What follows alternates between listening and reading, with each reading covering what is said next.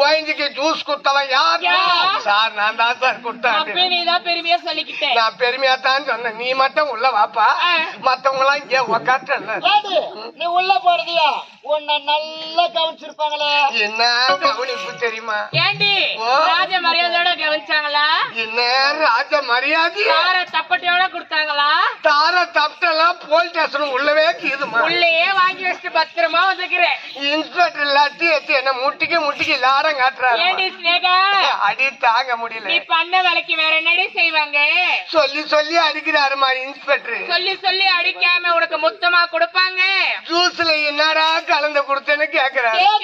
Sir நான் juice தான் sir கொடுத்தேன் அப்படின்னு.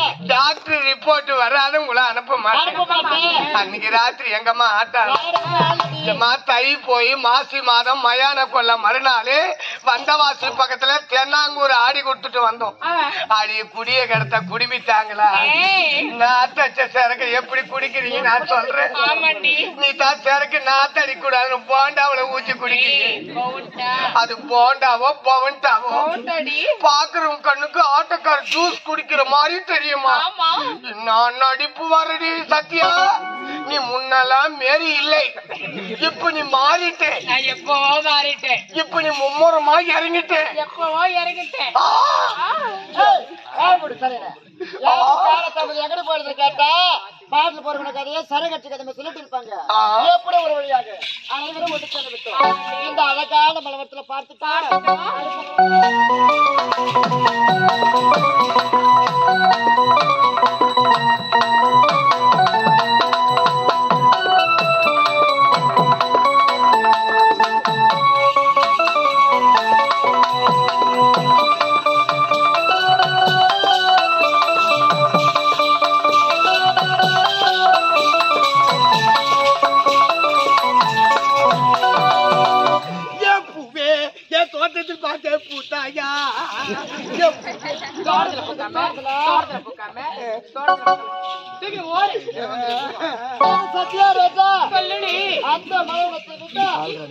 மிகவும் அழகாக உள்ளது.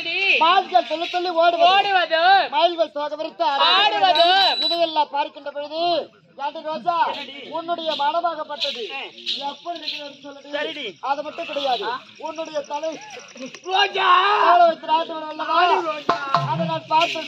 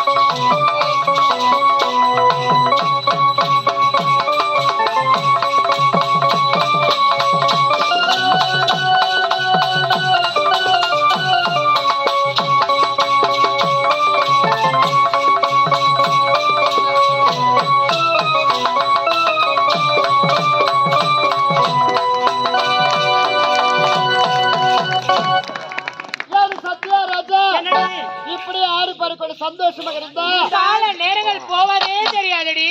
அது சாய்ந்து விட்டது. ஆமா அதோட மறந்து விட்டேன். நீங்க இருவரும் வீட்டுக்கு போயிட்டு வாங்க. நாளைய தினம் இதே இடத்துல சந்திக்கலாம். நாளை தினம் இதே இடத்துல சந்திக்கலாம்.